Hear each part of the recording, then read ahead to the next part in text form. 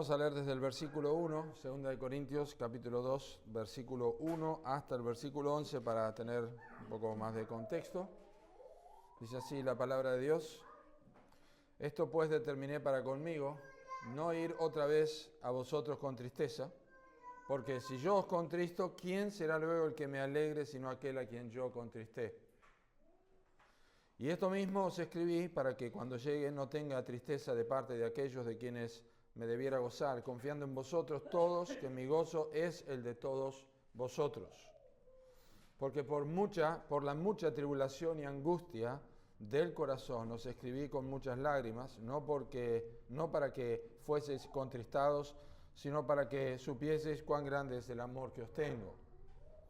Pero si alguno me ha causado tristeza, no me la ha causado solo a mí, sino en cierto modo, por no exagerar, a todos vosotros. Le basta a tal persona esta reprensión hecha por muchos. Así que al contrario, vosotros más bien debéis perdonarle y consolarle para que no sea consumido de demasiada tristeza. Por lo cual os ruego que confirméis el amor para con él, porque también para este fin os escribí, para tener la prueba de si vosotros sois obedientes en todo. Y al que vosotros perdonáis, yo también, porque también yo lo que he perdonado, si algo he perdonado, por vosotros lo he hecho en presencia de Cristo, para que Satanás no gane ventaja alguna sobre nosotros, pues no ignoramos sus maquinaciones. Oremos.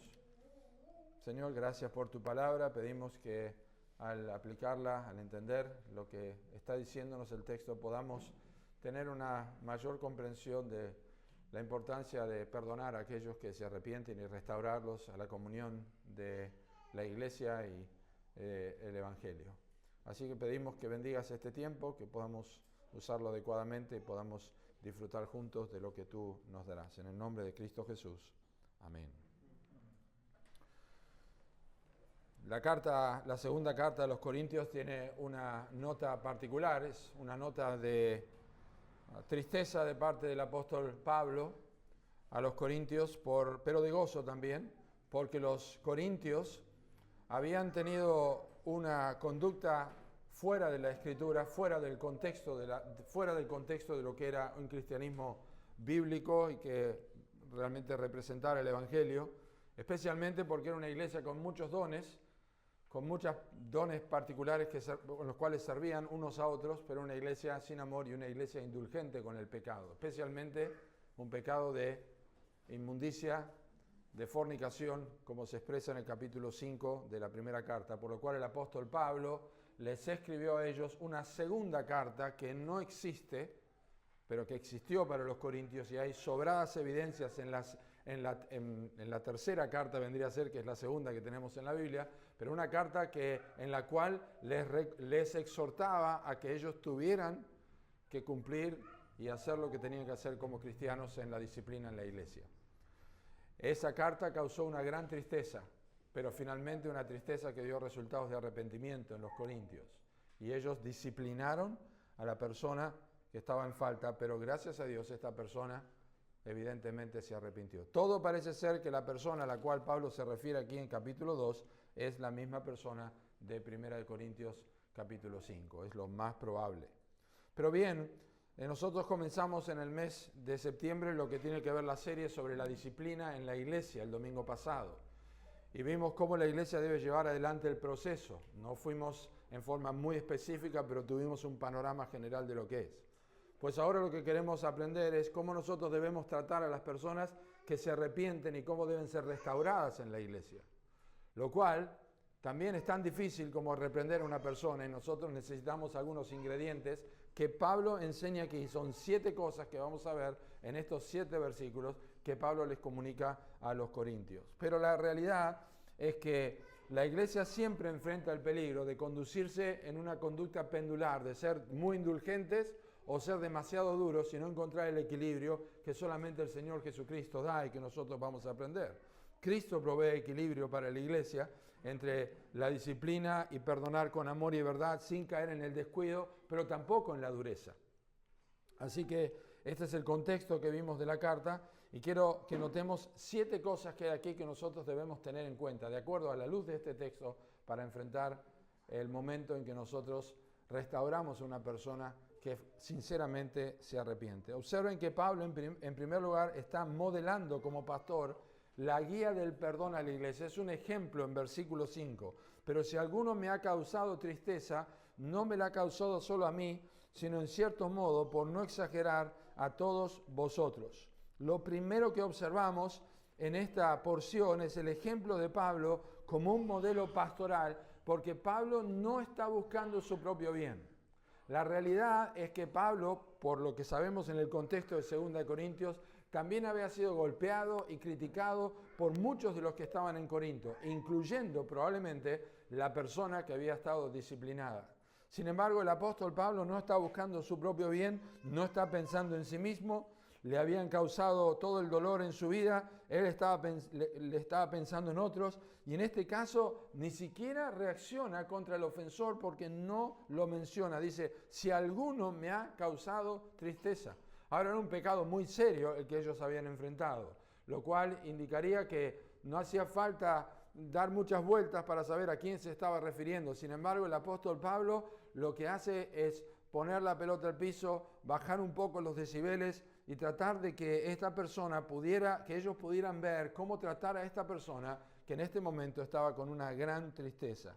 No es fácil, por supuesto, reprender a alguien o comenzar el proceso de disciplina. Nunca es fácil. No es fácil tener que llevar esto a otra persona y decirle en lo que está mal. La realidad es que la Biblia nos advierte que nosotros debemos hacer eso con cuidado. Probablemente el domingo que viene vamos a aprender acerca de eso con nuestro hermano Emanuel. Pero el Señor Jesucristo, recordarán que dijo que uno tiene que sacar la viga del ojo para sacar la paja del ojo del hermano. Así que es un proceso importante de cuidado. No es fácil, pero la realidad es que Salomón dijo en Proverbios 27:6 que las heridas del que ama son fieles, pero los besos del que aborrece son importunos, son una vergüenza. Las personas que aborrecen pero dan besos, que tratan bien pero que no dicen la verdad, realmente es un problema. Pero aquellos que dicen la verdad y lo hacen con amor, aunque hieran a la persona, le están haciendo un bien. Y esto es lo que Pablo hacía porque él quería realmente mostrar que los amaba a ellos.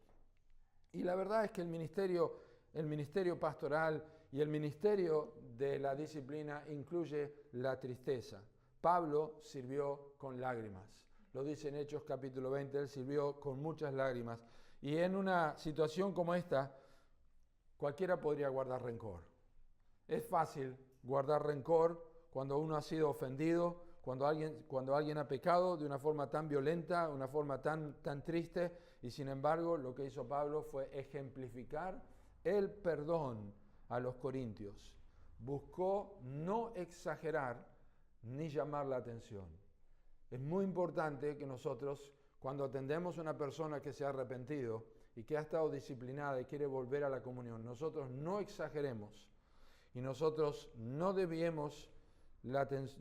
centremos la atención en nosotros, sino la necesidad de la iglesia. Pablo estaba preocupado por la iglesia de Corinto.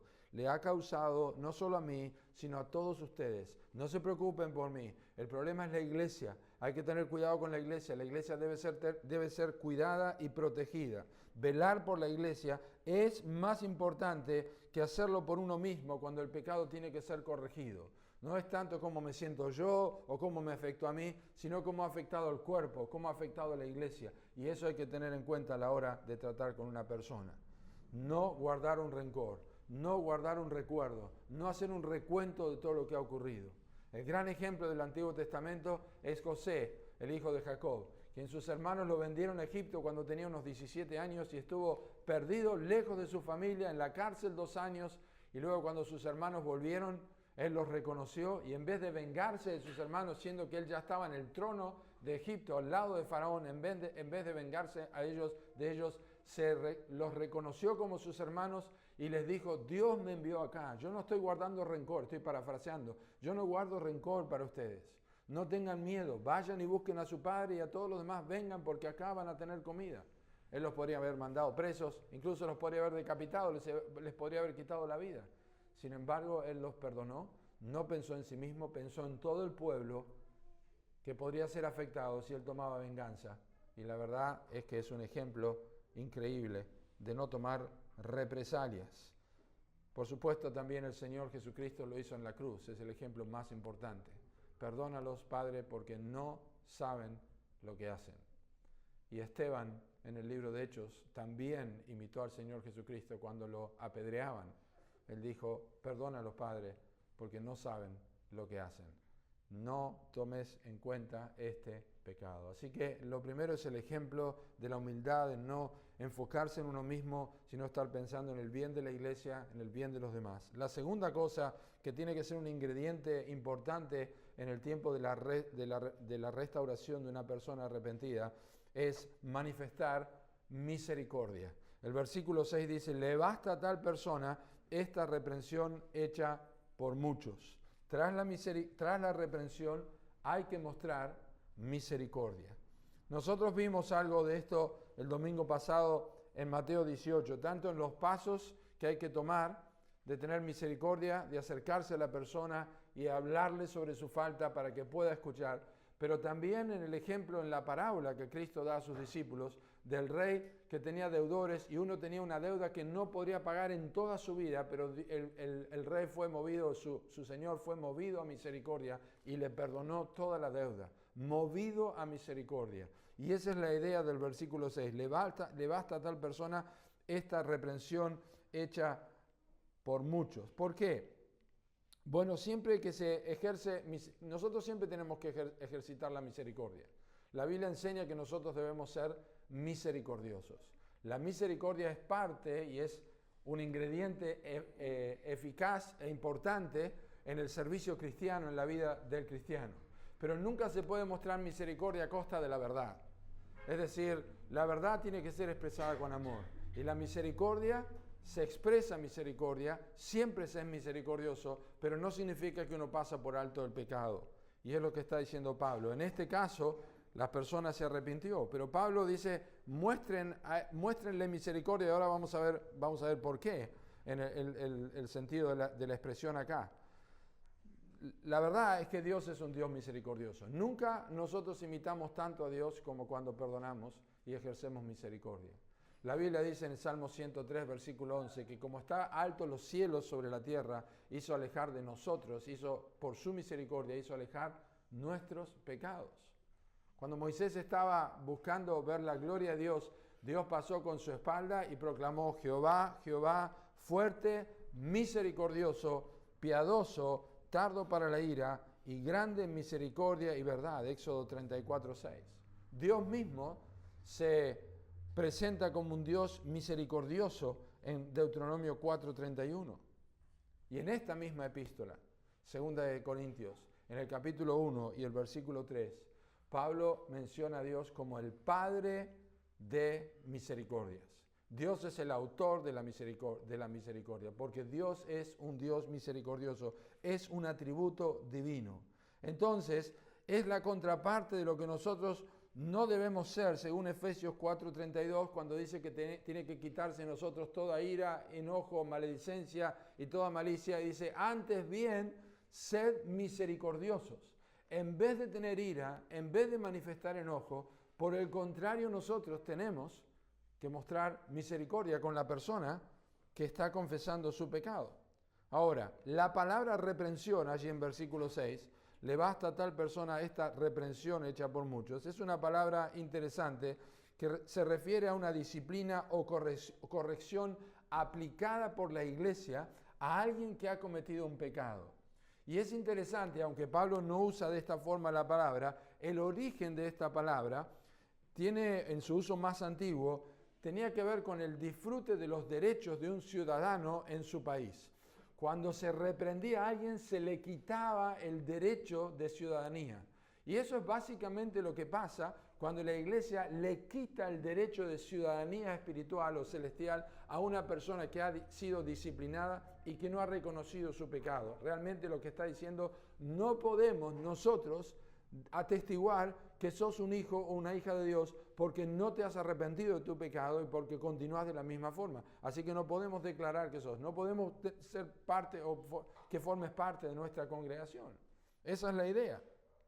Pero la realidad es que cuando la persona se arrepiente, es restaurada. Le basta a tal persona esta reprensión hecha por muchos. Y por eso para mí es interesante, y hablo de la misericordia, porque después del arrepentimiento, esta expresión, le basta a tal persona, nos está diciendo básicamente que nosotros no podemos controlar, ni podemos definir, ni podemos evaluar según nuestras ideas lo que necesita la persona aparte de lo que Dios pide. Dios pide arrepentimiento y nosotros no podemos esperar que una persona que realmente se arrepiente y está arrepentida, nosotros le digamos, bueno, la verdad es que no sé, no estoy seguro, me parece que necesitas algo más, me parece que no estoy muy convencido. No, la Biblia dice que el arrepentimiento es lo que Dios pide y el fruto del arrepentimiento, vamos a ver en un momento, se tiene que ver. El perdón es lo que nos muestra que somos imitadores de Dios y nosotros no podemos ser más justos que Dios, no podemos ser más santos que Dios, no podemos ser más misericordiosos que Dios, pero nosotros debemos imitar a Dios y no debemos inventar un juicio que no está en la Biblia. Por eso Pablo dice, le basta a tal persona la reprensión hecha por muchos. Eso es misericordia. Dios lo hace, más aún nosotros, que estamos tratando con pecadores entre pecadores. La Biblia dice en Nehemías 9:17, tú eres Dios que perdonas, clemente y piadoso, tardo para la ira y grande en misericordia. El tercer elemento que se necesita para restaurar a una persona luego del arrepentimiento es la gracia. Versículo 7 dice, así que al contrario, vosotros más bien debíais perdonarle y consolarle para que no sea consumido de demasiada tristeza. Cuando nuestros hijos desobedecen, o desobedecían, pues ya están grandes los míos, pero cuando los hijos desobedecen y se les disciplina y piden perdón realmente y cambian su actitud, yo creo que ningún padre quiere mantener a su hijo en una condición de tristeza, de hacerle sentir que lo está pisoteando, de hacerle sentir mal. Lamentablemente pasa esto. Le rebajan al hijo con una disciplina exagerada cuando realmente ha pedido perdón o ha cambiado su actitud. Pero ningún padre naturalmente tiene que hacer eso. Y esto es lo que está diciendo. No queremos causar mayor tristeza. Hay una nota ya presente en la persona disciplinada y arrepentida y es la tristeza. Porque dice el versículo 7 que no sea consumido de demasiada tristeza. Una de las razones por las que demostramos gracia a la persona es porque el arrepentimiento de alguien está acompañado de tristeza.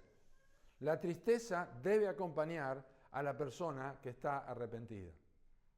Lo cierto es que el perdón de pecados trae gozo. David dijo en el Salmo 51, vuélveme el gozo de tu salvación. Hay gozo por un pecador que se arrepiente. Hay gozo cuando el pecado es perdonado. Pero eso no significa que no debe haber tristeza por el pecado. David dice en el Salmo 38, versículo 18, yo me voy a contristar por mi pecado. Cuando alguien dice que se arrepiente y realmente no muestra ningún tipo de tristeza, con tanta razón tenemos que pensar que no hay arrepentimiento. Y la realidad es que la falta de comprensión de esto es no saber contra quién hemos pecado realmente. Hemos pecado contra Dios. David cometió adulterio con Betsabé y mató a su esposo Urías. Pero cuando confesó su pecado, dijo, contra ti solo he pecado. Todos los pecados cometidos, aunque sea contra el prójimo, son primero contra Dios. Porque la Biblia dice, amarás a Dios con todo tu corazón y a tu prójimo como a ti mismo. Siempre se peca primero contra Dios, porque Dios es santo. Pero nosotros debemos mostrar gracia cuando hay verdadero arrepentimiento, cuando hay tristeza. Los corintios habían mostrado esta actitud de tristeza cuando ellos fueron confrontados con Pablo por su pecado o su falta de no ejercitar la disciplina. Una vez que ellos entendieron que debían ejecutar la disciplina o llevar adelante la disciplina con esta persona que estaba cometiendo un pecado de inmoralidad, ellos se dieron cuenta de su falta, ellos se arrepintieron y ellos tuvieron una actitud que realmente demuestra y sirve para nosotros como un lineamiento de saber si alguien está arrepentido. Escuchen lo que dice Pablo en 2 Corintios 7, versículo 8. Aunque os contristé con la carta, no me pesa la carta que desapareció. Aunque entonces lo lamenté, porque veo que aquella carta, aunque por algún tiempo os contristó, ahora me gozo, no porque hayáis sido contristados, sino porque fuisteis contristados para arrepentimiento, porque habéis sido contristados según Dios, para que ninguna pérdida padecieseis por nuestra parte, porque la tristeza que es según Dios produce arrepentimiento para salvación, de que no hay que arrepentirse. Pero la tristeza del mundo produce muerte, porque he aquí esto mismo de que hayáis sido contristados según Dios, ¿qué solicitud produjo en vosotros? ¿Qué defensa? ¿Qué indignación? ¿Qué temor? ¿Qué ardiente afecto? ¿Qué celo? ¿Qué vindicación? En todo os habéis mostrado limpios en el asunto. Es decir, la persona que se dice que se arrepiente, pero se muestra con una actitud tan pasiva, como que, bueno, no lo quiero hacer más, y no tiene ni indignación, no tiene temor, no tiene celo, no tiene afecto, no quiere recuperar el tiempo, no quiere tener vindicación en su vida, estamos frente a alguien que realmente no sabemos si se ha arrepentido. Pero si muestra tristeza, la responsabilidad de la iglesia es ejercitar la gracia. La gracia que está aquí representada en versículo 7 es lo contrario a la dureza. Por eso dice, así que al contrario vosotros debíais perdonarle y consolarle.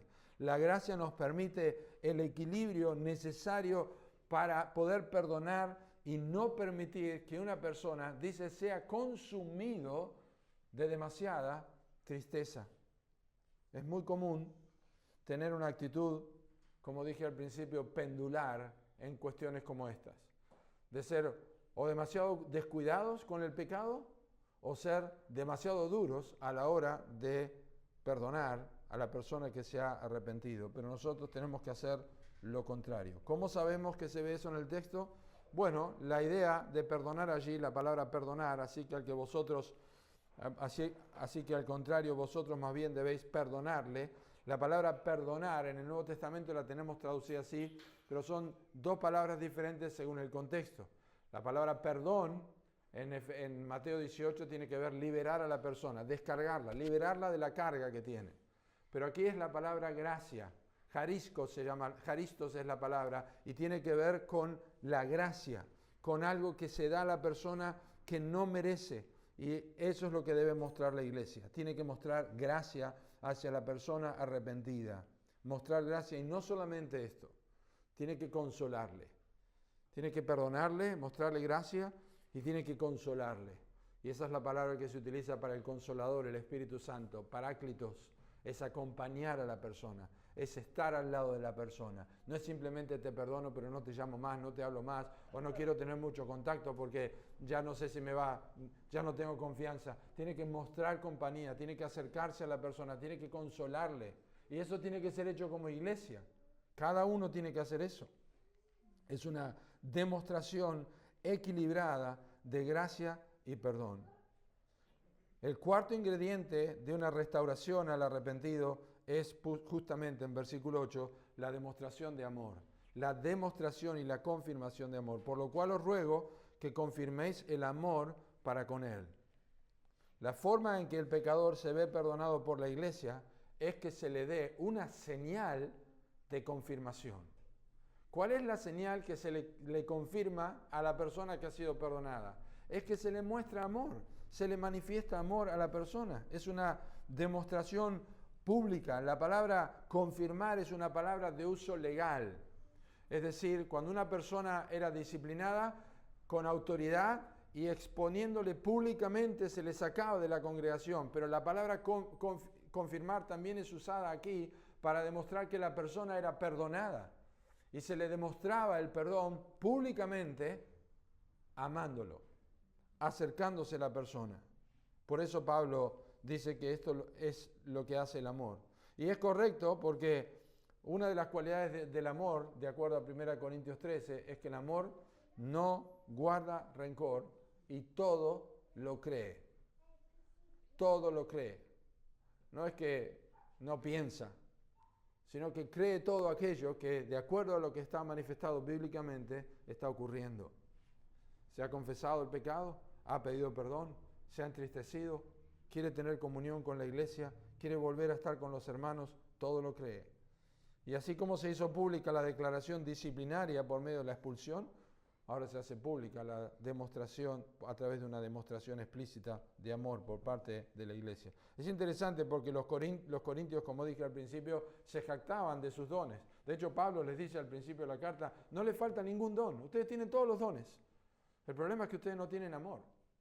No tienen amor. No importa que yo dé mi cuerpo para ser quemado, no importa que yo hable en lengua de ángeles, si yo no tengo amor no sirve de nada. Soy como un metal que resuena, nada más. Y ustedes son lo mismo.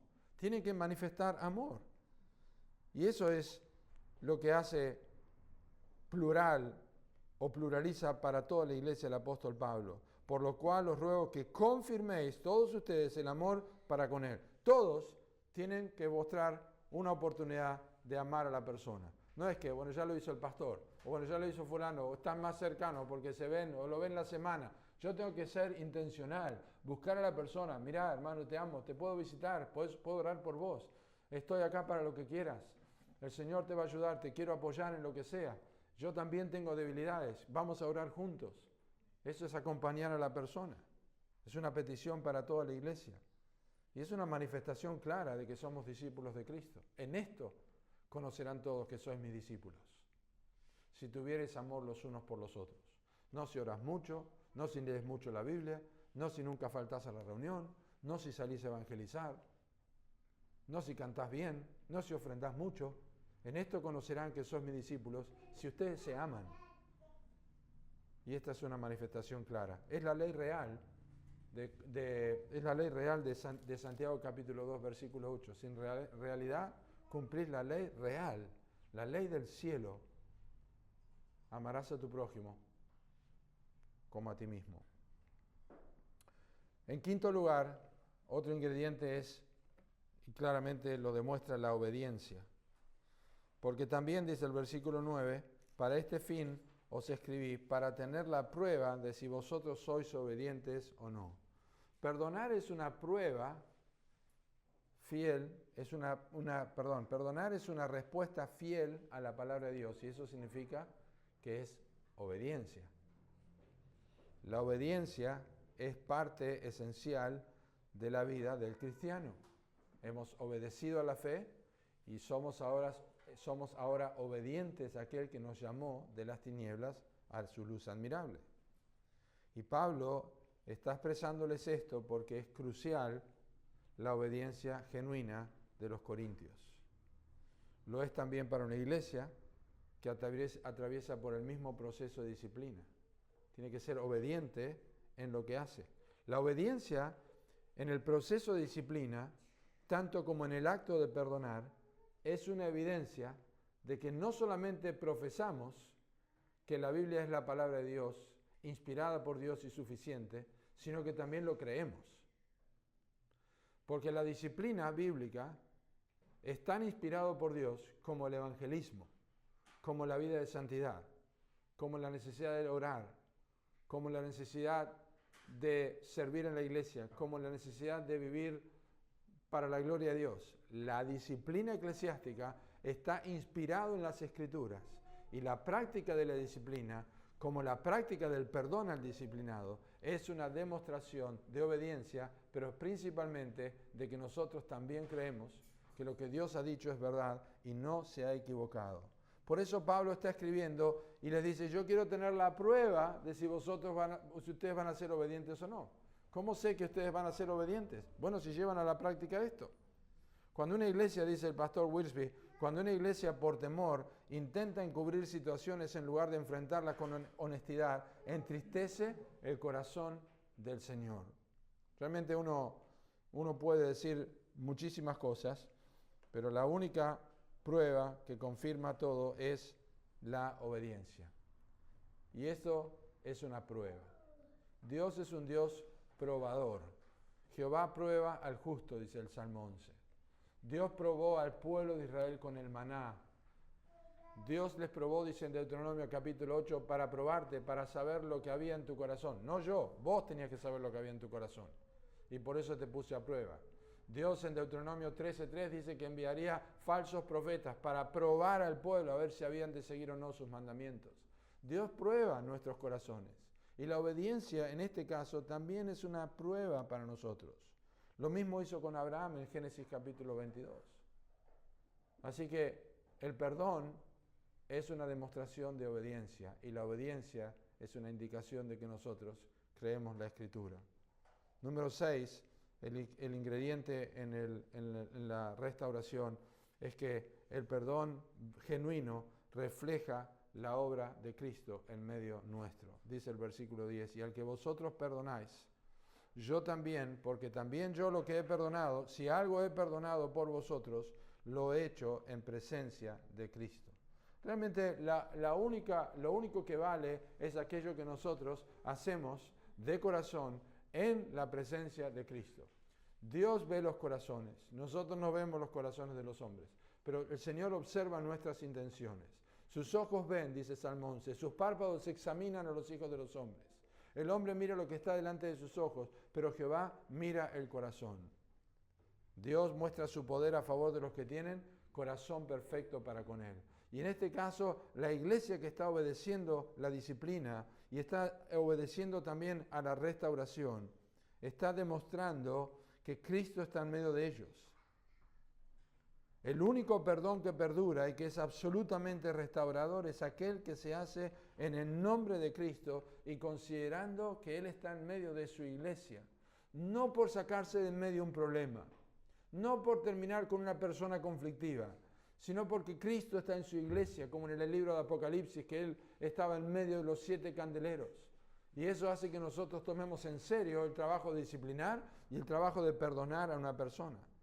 Pablo desea que la iglesia no pierda la bendición, la iglesia de Corinto no pierda la bendición de una genuina comunión. El apóstol Juan en 1 de Juan capítulo 1 dice que nosotros queremos que ustedes tengan comunión con nosotros, pero nuestra comunión es verdaderamente con el Padre y con su Hijo Jesucristo. La única forma de tener comunión unos con otros es que nuestra comunión sea verdaderamente con el Padre y con su Hijo Jesucristo, dice 1 de Juan 1:3. Así que, en definitiva, a Pablo le preocupa la comunión que tengan los hermanos. Fíjense que él está preocupado por eso, porque en el versículo 10 dice, si algo he perdonado, por vosotros lo he hecho. Me preocupa, ustedes son los que me preocupan. Me preocupa la comunión de ustedes, me preocupa la relación que tengan ustedes. Y por eso tienen que perdonar. Cristo está en medio de la iglesia. Y finalmente, hay un peligro, porque cuando uno niega el perdón, le abre la puerta a Satanás. Versículo 11 dice, para que Satanás, es una continuación del argumento del versículo 10, Ustedes tienen que perdonarlo, ustedes tienen que tratarlo en la presencia de Cristo, para que Satanás no gane ventaja alguna sobre nosotros, pues no ignoramos sus maquinaciones. Saben que cuando se trata de perdonar o de solucionar cualquier otro asunto que amerite una conversación con otro hermano o hermana, si uno es pasivo, es negligente. Y la negligencia en obediencia a la palabra de Dios es pecado. Y lo que hace una persona al dilatar es desobedecer. Y cuando uno está desobedeciendo, le está dando la llave de la puerta al diablo para obtener ventaja mayor sobre la iglesia. Y hay 4 cosas que yo quiero puntualizar sobre este versículo 10, sobre la obra de Satanás cuando no perdonamos. Número 1, Satanás siempre busca ventaja, ganar ventaja sobre la iglesia de Cristo. La palabra ventaja es una palabra interesante que significa obtener un poco más. Cuando alguien está corriendo una carrera y alguien saca ventaja, lo que está ocurriendo es que está teniendo un poco más de espacio que el otro. Esa es la idea de ventaja. Y eso es lo que Satanás hace. Jamás está satisfecho con algo. Jamás está satisfecho con lo que obtiene de la iglesia. Es parte de su maliciosa codicia. Y cuando nosotros no perdonamos, hacemos lo que dice Efesios 4:27. Nosotros le damos lugar al diablo. El versículo anterior dice, no se ponga el sol sobre vuestro enojo, ni deis lugar al diablo. Estamos dando lugar, estamos dando ventaja cuando nosotros no perdonamos. Número 2, Satanás siempre está maquinando. La palabra maquinar nos hace la idea de una máquina, pero que está funcionando completamente. La palabra maquinar es la idea de pensamientos continuos. Satanás está continuamente pensando en cómo puede encontrar ventaja sobre la iglesia de Cristo. Y una de las mayores puertas para él es cuando la iglesia no manifiesta aquello que realmente nos hace similares a Cristo y que somos sus discípulos, que es amar a las personas, amar al hermano, amar al arrepentido. Pero siempre está maquinando.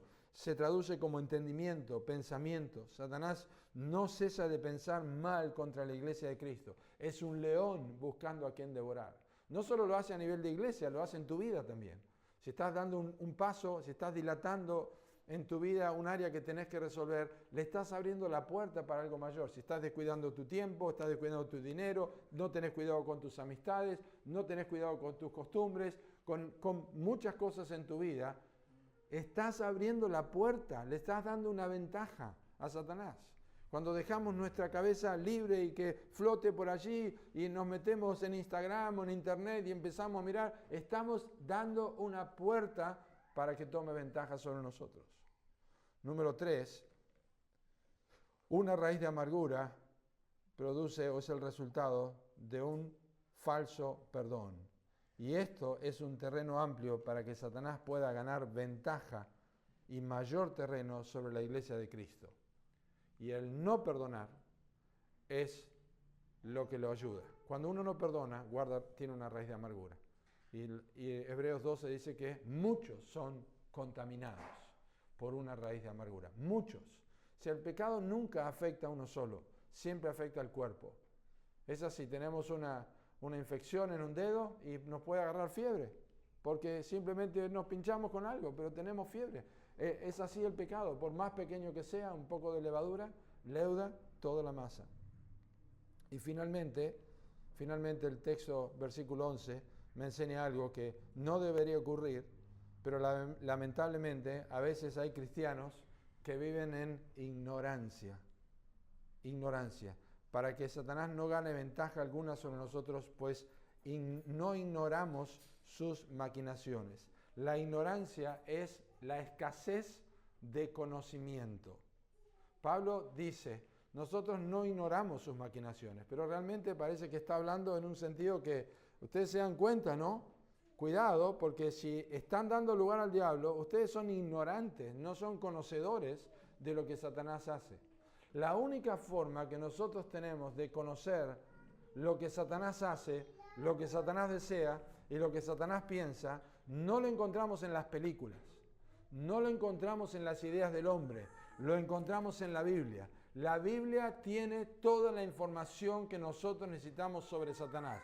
No tiene que ir a ocultismo, no tiene que buscar hechiceros, no tiene que ir a la que le tira el cuerito, ni ninguna de estas cosas. Tiene que leer la Biblia, que la Biblia explica cómo es Satanás y cómo engaña al ser humano. Y por eso, cuando uno ignora las maquinaciones de Satanás, el razonamiento obvio es que uno ignora la Biblia. ¿Y por qué ignora la Biblia? Porque no lee la Biblia con atención. Entonces damos lugar a Satanás cuando no leemos nuestra Biblia y no prestamos atención, porque no solamente no conocemos a Dios, tampoco conocemos a nuestro enemigo. Y de esa forma nosotros tampoco perdonamos. Quizá para terminar estarás pensando, ¿qué es esto del pecado? ¿Qué es esto del perdón? ¿Qué es esto del arrepentimiento? Esto es lo que hace el Evangelio. El Evangelio no solamente salva a una persona. Lo que hace el Evangelio también es permitir que la iglesia viva en santidad. El Evangelio salva a una persona del pecado y le enseña a no vivir en el pecado para que luego cuando vaya a la eternidad pueda ser separado completamente del pecado. Así que antes de entender lo que es la disciplina, antes de entender lo que es el perdón, antes de entender lo que es mostrar amor al hermano o iniciar un proceso de disciplina o terminar un proceso de disciplina, vos tenés que entender que necesitas ser un hijo. Porque la Biblia dice que Dios los padres no disciplinan a los que no son hijos. Y Dios nunca te va a disciplinar porque no sos un hijo de Dios.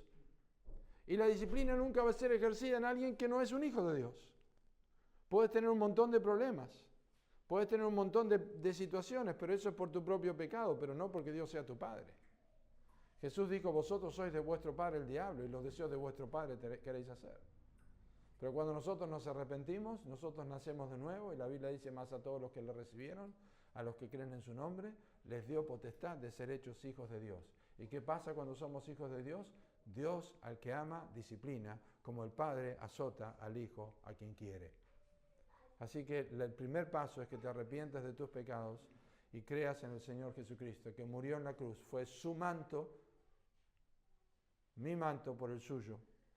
Él ocupó tu lugar y Él ocupó mi lugar en la cruz. Si no sabes cómo hacer esto, si no sabes cómo llegar a Cristo, no te vayas de este lugar sin hablar conmigo o con quien tengas confianza para saber, yo quiero ser un hijo o una hija de Dios en esta noche. Vamos a orar. Gracias, Padre, por tu palabra. Pedimos que tú la bendigas. Gracias por esta enseñanza, con tantos principios prácticos para que nosotros ejercitemos, Señor.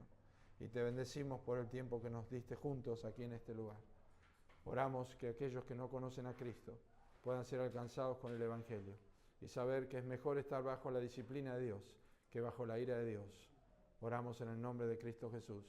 Amén.